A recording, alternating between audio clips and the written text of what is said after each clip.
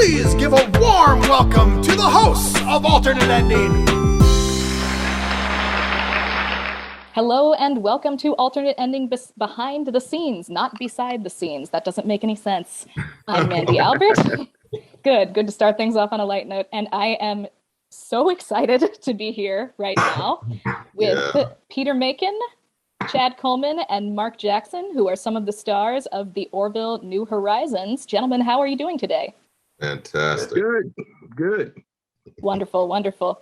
Okay, so for those who are maybe just getting into the show or aren't quite sure who you all are yet, can you give me the quick 280 characters or less version of what exactly it is you do on the show?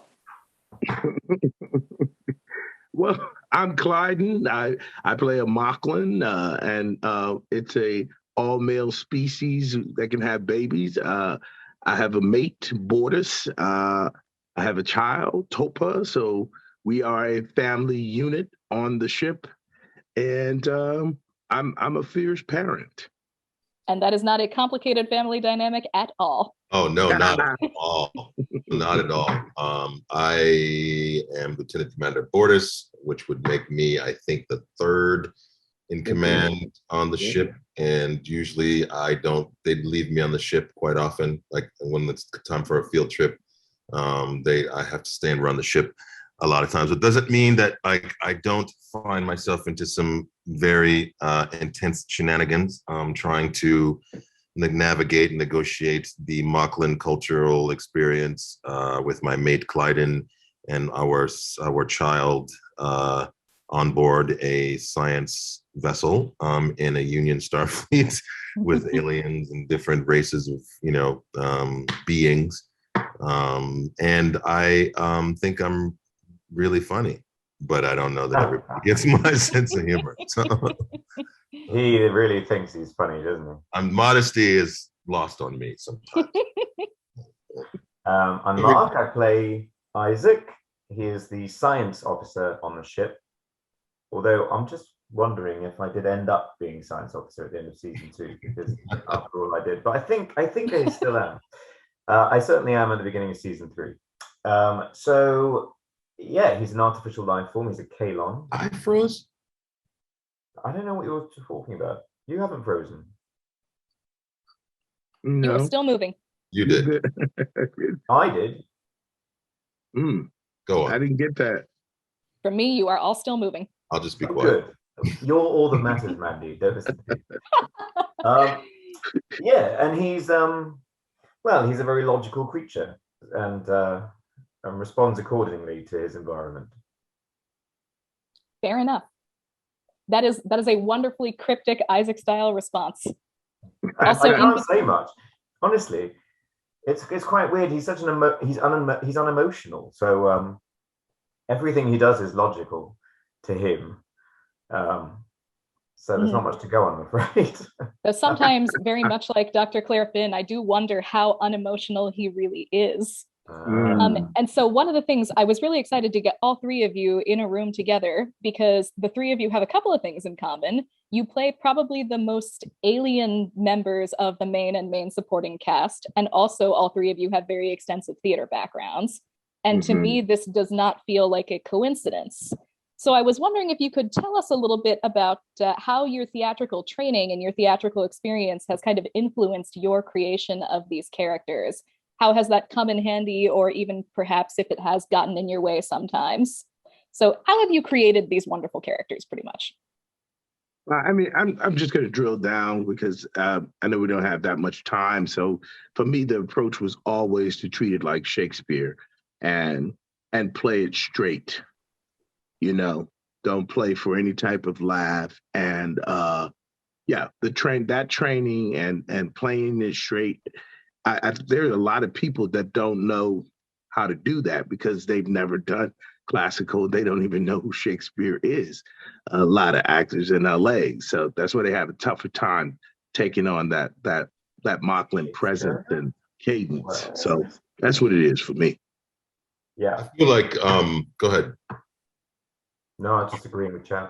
Oh, yeah. For me personally, I studied 2 out of my 3 years of grad school studied clown and physical comedy, and I feel like with the sort of defined parameters of the prosthetic, I mean, I can only turn my head so much, and learning how to work physically inside of the makeup, and then that being a access point to character development, just like what your physical limitations are, to give you freedom, in that, because there's a certain, and English is not their first language, so there's a lot of formality that comes along with the language, and there's a lot of formality that comes along with the physicalization of the character, which, when you're doing comedy, physical comedy, I mean, the physical aspect of comedy is genius, but it's also very difficult to do. So that was always a great challenge, to live within those parameters, and like spending a long time, at best, on a stage play for, like most of the time you average like 4 to 6 weeks for a run. This is, I mean, I was lucky enough to do some 6-month, 9-month runs of characters, but this is 5 years worth of, of character, just consciousness. And so that's, this is something to be able to hold on to and bring to set every time, is wonderful. It's wonderful. I know we're short of time, so I could go on forever about this, but I won't.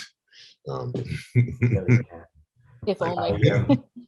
No, it's the same thing, really. I mean, we all have theatrical training, and what that does is just gives you a skill set to be able to use your voice and your body.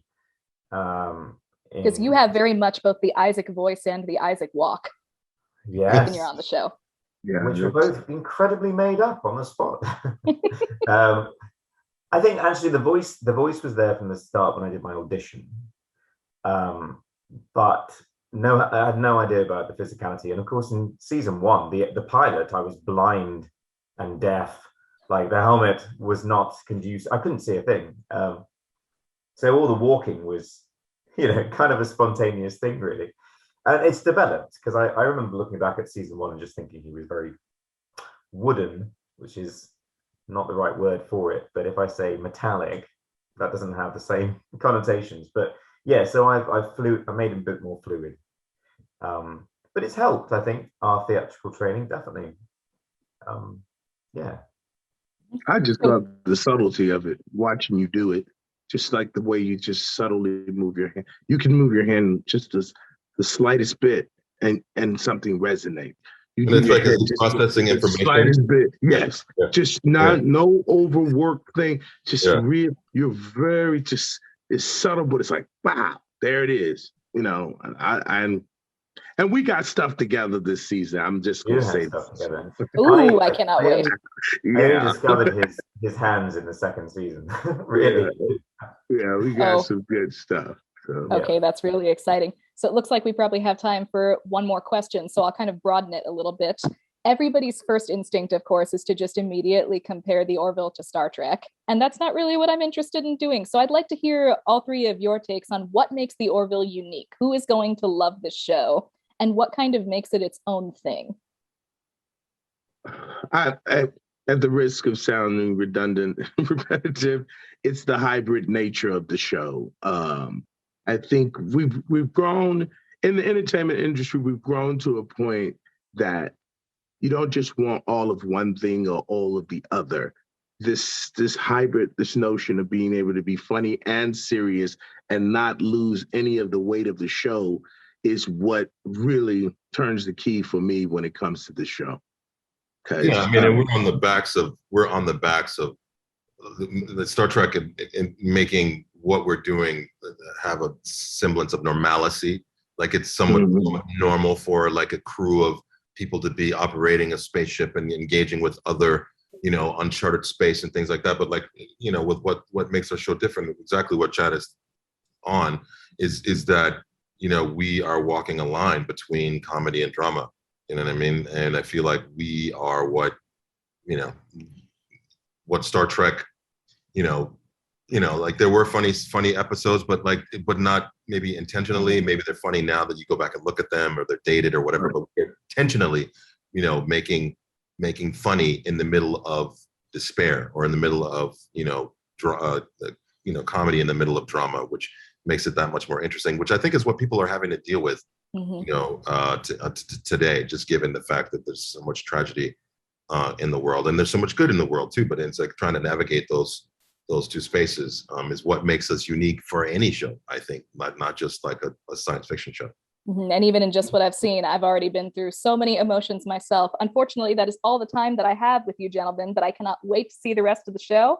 For the rest of you out there, The Orville New Horizons premieres on Hulu on June 2nd, and I encourage you in the strongest possible terms to go and watch it. You will not be disappointed. Gentlemen, thank you so much for speaking. Thank you so much. Take care. Have a good one. You too now.